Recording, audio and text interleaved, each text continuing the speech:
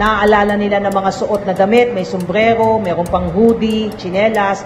So makipag-ugnayan po sila sa pinakamalapit po na police station para maipakita po itong ibang mga nakita po na mga na-recover na maaaring suot nitong mga na-recover po na bangkay at ito na nga mga buto po nila yung na-recover natin. So importante po yun.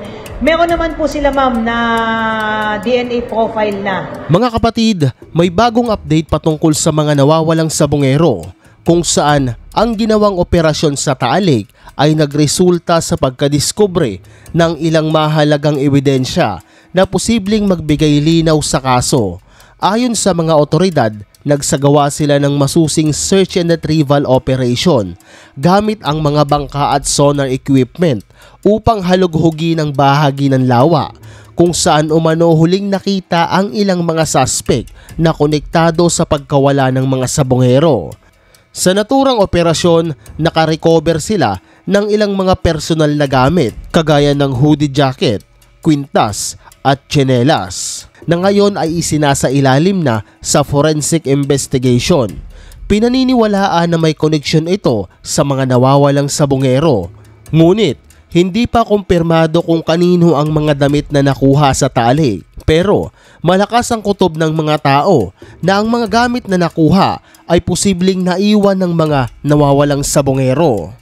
Dahil dito, mas lalong pinaigting ng mga investigador ang kanilang pagtutok sa mga posibleng witness at dating sangkot sa operasyon ng isabong.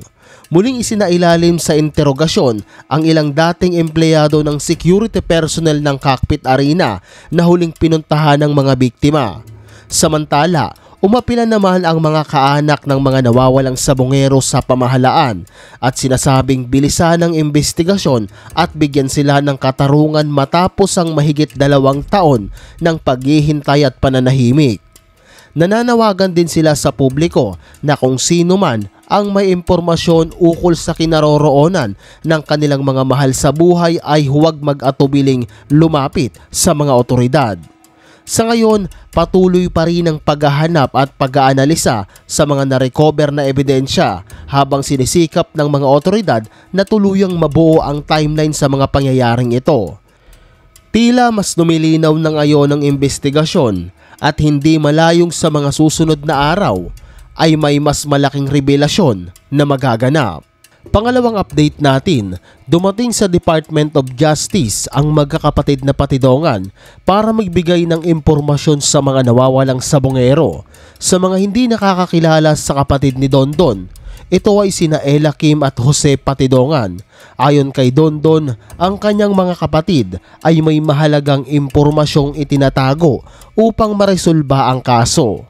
Ang dalawang kapatid niya na ito ay hindi lang daw saksi sa lahat ng pangyayari, kundi aktwal na bahagi ng lahat ng kaganapan.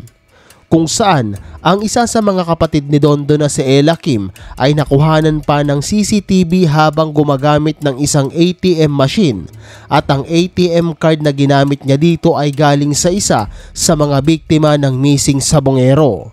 Habang ang kapatid niya naman na si Jose ay sinasabing isa sa mga taong dumukot sa mga sabongero. Kaya napakahalaga ng dalawang magkapatid na ito para malutas ang kaso ng mga nawawalang sabongero. Ngunit ayon kay Dondon, itinago umano ang dalawa niyang kapatid sa Cambodia ni Ang upang pigilan silang magsalita sa publiko. Pero yun nga, dahil sa mga isyong lumabas, dumaan ng ilang araw at buwan, ang PNP at CIDG ay nagtulungan upang formal na maibalik ang dalawang ito sa bansa para makibahagi sa investigasyon ng pagkawala ng mga sabongero. Hawak na ngayon ng PNP ang dalawang magkapatid na sila Ella Kim at Jose Patidongan na itinuturing na missing link sa kaso. Pangatlong update natin, Julie Dondon Patidongan at ang dalawang kapatid nito ay sinasabing mastermind sa pagkawala ng mga sabongeros. Si Julie Dondon Patidongan at ang mga kapatid nito ang itinuturing na mastermind sa pagkawala ng mga sabongero. Sa ngayon, napakainit na issue ang pagkawala ng mga sabongero kung saan ang dating whistleblower na nagbigay ng malawak na impormasyon sa pagkawala ng mga sabongero ay ang siya namang itinuturing na mastermind sa pagkawala ng mga ito at nagkakabaliktaran na ang sitwasyon. Ayon naman kay DOJ Secretary Boying Rimulya, natural for them to conclude their stories at gawain daw ito ng mga abogado. At ang sabi niya pa, ang kalaban natin dito ay ang pinakamahusay na abogadong kayang bilhin ng pera. At pera-pera lang daw ito para sa kanila. Ito ang pahayag ni Rimulya sa mga legal counsel ni Atong Ang matapos ituro ang whistleblower na si Julie Dondon Patidongan bilang mastermind sa kaso ng mga nawalang sabongero. Natural for them to concoct their stories. Yun talaga, gawain talaga ng ano yan, ng mga abogado, di ba? Sabi ko nga, ang kalaban namin dito, the best lawyers money can buy. Pera-pera lang yan sa kanila. Pera-pera lang yan sa kanila. Ayon sa isa sa mga abogado ni Ang, hindi si Ang mastermind sa pagkawala, pagdukot at pagpatay sa mga nawawalang sabongero, kundi ang dati niyang tauhan at sa ngayon ay ang whistleblower na si Julie Dondon Patidongan kasama ang mga kapatid nito. Sila daw ang tinatawag na Patidongan Brothers Syndicate at ang pinakaulo ng operasyon na ito ay si Dondon, habang ang dalawang kapatid nito na si Jose at Ella Kim kasama ang isang taong nagngangalang Rolando ay ang mga tirador sa grupo o ang first level implementers at kanang kamay ni Dondon. Very rare to. I think it's the first time in Philippine history that we have something like this. Na meron talagang whistleblower sa acts ng isang criminal organization. And I think that we should appreciate the fact that he's coming out bravely to do this. Ngunit ang lahat ng ito ay pinabulaanan lang. Ang pagturo kay Dondon at sa mga kapatid nito ay sinasabing paraan para guluhin ang kwento at mabaling ang investigasyon sa iba. Ayon din kay DOJ Secretary Boying Rimulya na si Ang main player sa Isabong. Siya ang amo ni Dondon. Pera niya ang pinambabayad para sa trabaho na ginagawa ng mga kontraktor na pulis. Mariin niya ring sinabi na ginugulo lang ang kwento sa pagkawala ng mga sabongero. Siya ang main player sa Isabong. Siya ang main player dyan. Siya ang amo ni Totoy or Dondon. Pera niya ang pinambabayad para sa trabaho na ginagawa ng mga kontraktor na pulis.